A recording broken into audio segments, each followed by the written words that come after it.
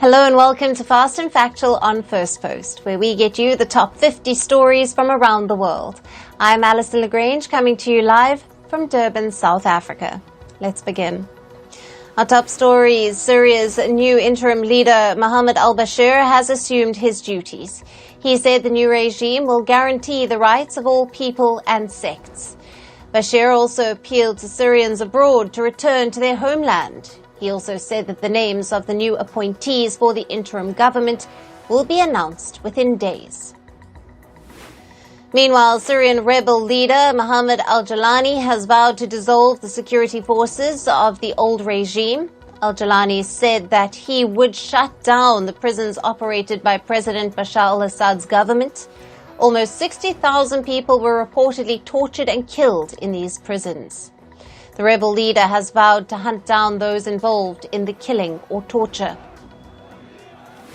U.S. Secretary of State Antony Blinken has departed for a visit to West Asia. He is scheduled to visit Jordan and Turkey. Blinken's trip aims to facilitate a smooth political transition in Syria. The State Department says the trip will focus on discussing the transition process and the formation of a new government in Syria. Israel continued its strikes in Syria for the fourth consecutive day. Israeli military launched attacks in the coastal regions of Latakia and Tartus in western Syria. Israeli warplanes hit the port in the coastal city of Latakia and warehouses in the neighboring Tartus. The IDF said it targeted military sites belonging to the Assad regime. Iran's Supreme Leader Ayatollah Ali Khamenei blamed the US and Israel for the fall of the Assad regime. Khamenei claimed that he has evidence that the fall was orchestrated through a joint plan by the US and Israel and a neighboring country which he didn't name. However, he added that Bashar al-Assad's ouster will not weaken Iran. Greece has suspended decisions on all applications by Syrians seeking asylum. The country's migration minister said that the authorities were temporarily freezing all procedures. Greece is one of the largest destinations for Syrian refugees fleeing the crisis back home. Other European countries such as Austria, Britain and Germany have taken similar measures. The United Nations General Assembly has overwhelmingly adopted a resolution demanding an immediate ceasefire in Gaza. The motion was supported by 158 nations, even as the US, Israel and 7 other nations opposed it. The UN General Assembly also approved a motion in support of the UN's Agency for Palestinian Refugees. It condemned Israel for proposing a ban on the agency. Israeli Defense Minister Israel Katz spoke to his US counterpart Lloyd Austin over the ceasefire in Gaza. Katz told Austin that there was a chance for a new deal. He added that Israel hoped for the return of all the hostages, including the US citizens. This is after several unsuccessful attempts. US, Egypt and Qatar are again trying to mediate a ceasefire between Israel and Hamas. An Israeli child died yesterday after an attack on a bus in the West Bank. The Israeli military said a terrorist had opened fire at a civilian bus in the Al-Qadr junction. A number of other civilians were also injured in the attack.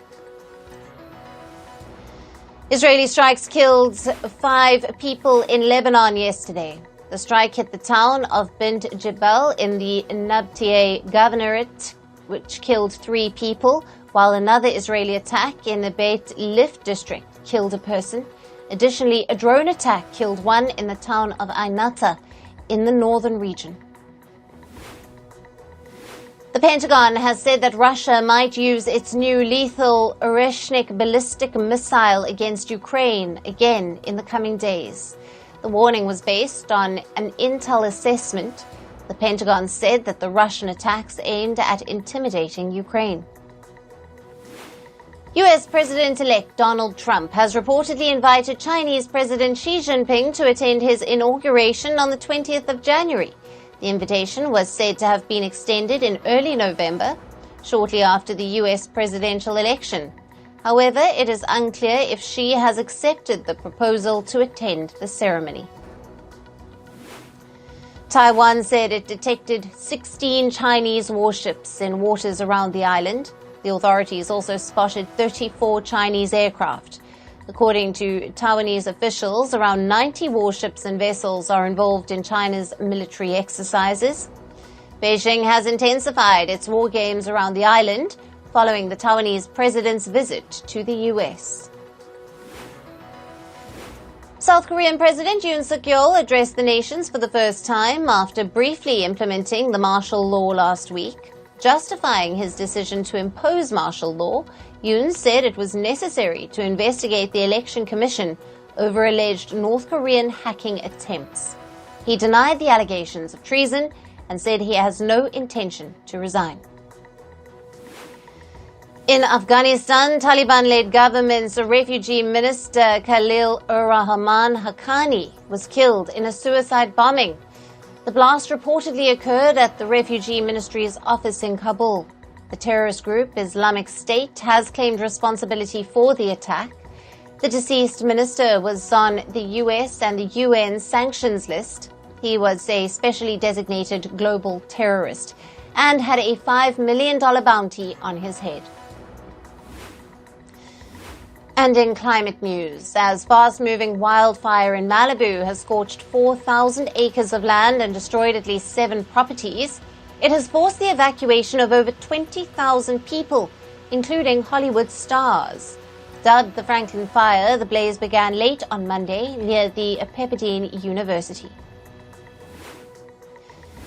The U.S. East Coast is grappling with intense winter weather caused by a combination of an atmospheric river and a developing bomb cyclone.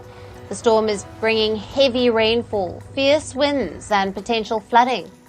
This has prompted authorities to prepare for widespread power outages.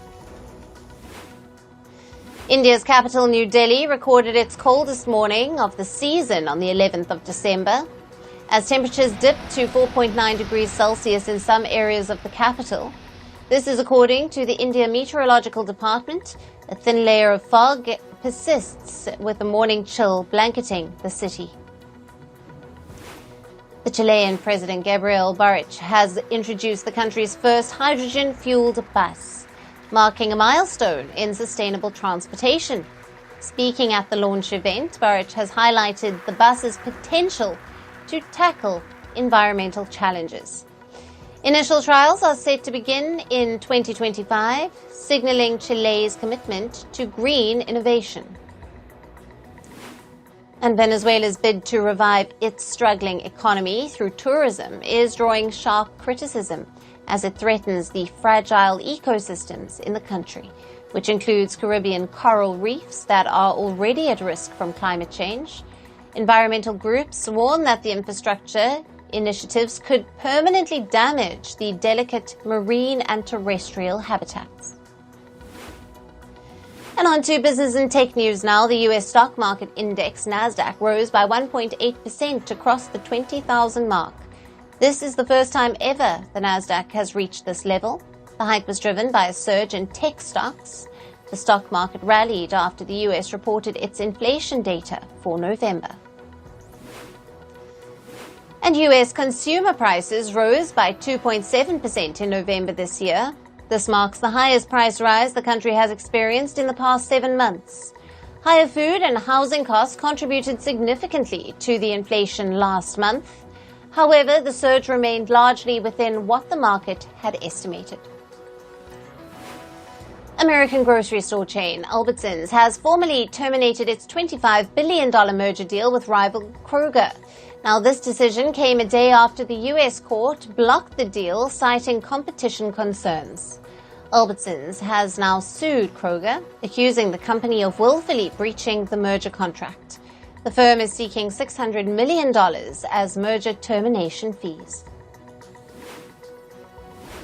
German automaker Volkswagen has offered a 14% wage hike to its workers in the U.S. state of Tennessee. The raise will be distributed over a 4-year period. The automaker and its workers have been engaged in contract talks for several months. Share prices of Google's parent firm Alphabet rose by over 5% to hit a new record high yesterday. Now, this followed US President Donald Trump's announcement of his pick for the Federal Trade Commission. He chose Andrew Ferguson for the role of FTC chair. Analysts say the antitrust case against Alphabet may conclude under Ferguson's leadership. And the US Justice Department has urged an appeals court to reject TikTok's request. The Chinese social media firm has asked the court to temporarily halt the US law against it. This would be until the Supreme Court could review the case. Without legal intervention, TikTok will become unavailable in the US after the 19th of January unless its owner ByteDance sells it. Australia's government has announced plans to introduce new rules to ensure that local news sites get paid by big tech companies.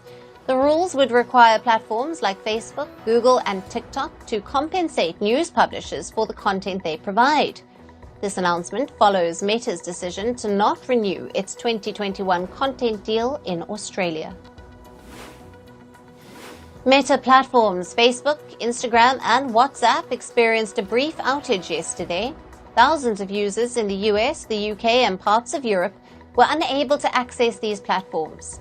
Later, Meta said that it had resolved 99% of the issues.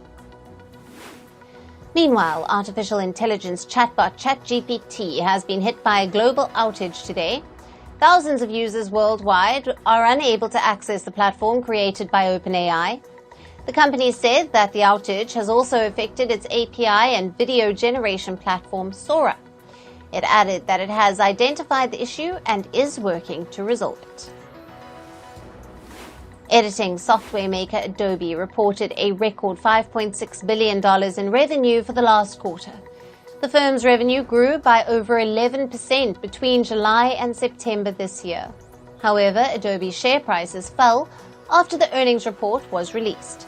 Analysts say a lower outlook for future earnings disappointed investors.